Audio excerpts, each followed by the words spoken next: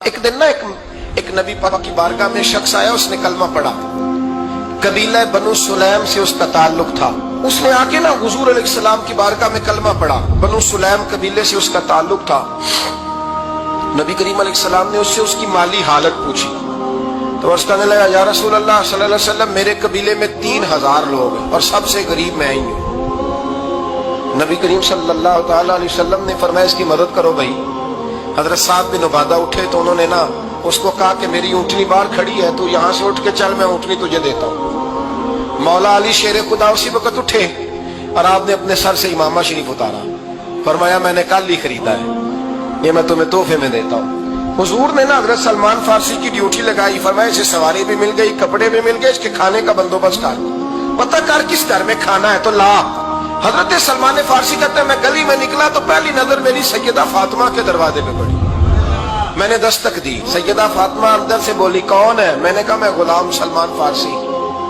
جناب فاطمہ تزہرا سے میں نے عرض کی ایک بندہ آیا ہے، کلمہ پڑھا ہے اور وہ کہتا ہے 3000 آدمی میرے قبیلے میں ہے اور سب سے غریب میں ہوں، تو اماں جی اس کو مولا علی نے امامہ دے دیا ہے اور حضرت سعد بن عبادہ رضی اللہ تعالیٰ عنہ نے اونٹنی دے دی ہے۔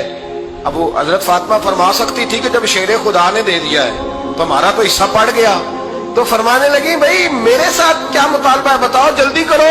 کہا کھانا نہیں کھایا اس نے، تو آپ فرمانے لگی کھانا دیتے ہیں۔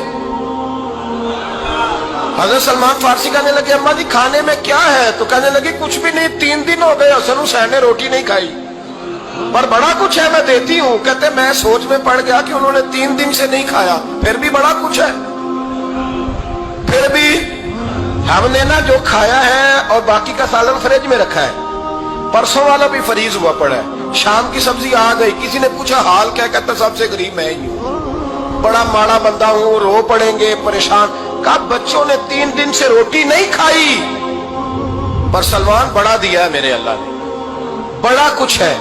تو کہا اماں جی پھر کرنا کیا ہے؟ فرمایا تو ٹھہر نا میں بتاتی ہوں۔ ایک کمبل پڑا تھا، بسترا سمجھ لیں، موٹا اوڑھنے کا، کھدر کا، حضرت فاطمہ جلدی سے لائیں، فرمانے لگے یہ پکڑو اور دیر نہ کرنا، یہ ہماری گلی کے کونے پہ نا 2-4 گھر چھوڑ کے تو ایک یہودی ہے، اس کا نام شمعون ہے، وہ اس طرح کی چیزیں گروی رکھ کے یا خرید کے نا تو پیسے بھی دے دیتا ہے، جو بھی دے دیتا ہے، گندم بھی دے دیتا ہے، سرکہ اور کھجوریں بھی، اسے دے آ اور وہ جو سامان دینا وہ میرے پاس لا اور لا کے مجھے دے تاکہ میں جلدی سے اس آدمی کے لیے بندوبست کروں۔ پتہ نہیں بیچارہ کتنے دنوں کا بھوکا ہے، پتہ نہیں بیچارہ کتنے، اپنے بچوں نے 3 دن سے روٹی نہیں کھائی، لا نہ ذرا۔ حضرت سلمان فارسی کہتے ہیں میں نے تھوڑا توقف کیا کہ میں آپ کا بستر لے جاؤں، یہ کمبل لے جاؤں، تو فرمانے لگی حکم ہے میرا، وہ جانا پڑے گا۔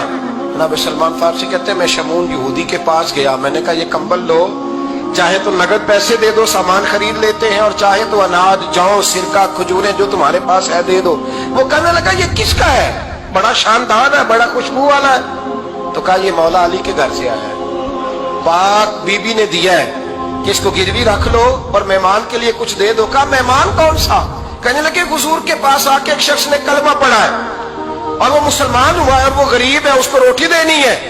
تو وہ شمعون یہودی کہنے لگا میں بھی تو رات پڑھا کرتا تھا، تو آج ہی سویرے میں نے پڑھا ہے، آج ہی سویرے پڑھا ہے، ابھی پڑھا ہے۔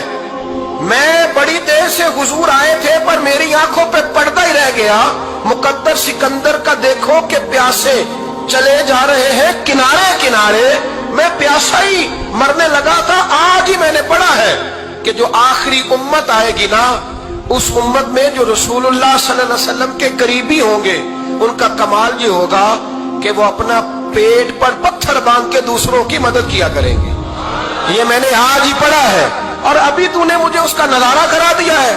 کہنے لگا یہ چادر بھی لے جا، جو بھی لے جا، سرکہ بھی لے جا، آٹا بھی لے جا، کھانا بھی لے جا، اور اس طرح کر کے میرے پاس سے نقد بھی لے جا، اور جناب فاطمہ سے کہنا یہ سارا کچھ رکھ لے، اور انہیں کہنا کہ مجھے پتا ہے آپ قبول نہیں کرے گی پر قبول کر لے، وہ آپ کا کمبل آیا ہے تو میرا دل نرم ہو گیا ہے، میں یہ قربانی بھی دیتا ہوں اور آپ کے باپ کا کلمہ پڑھ کے مسلمان بھی ہوتا ہوں، میں اسلام بھی قبول کر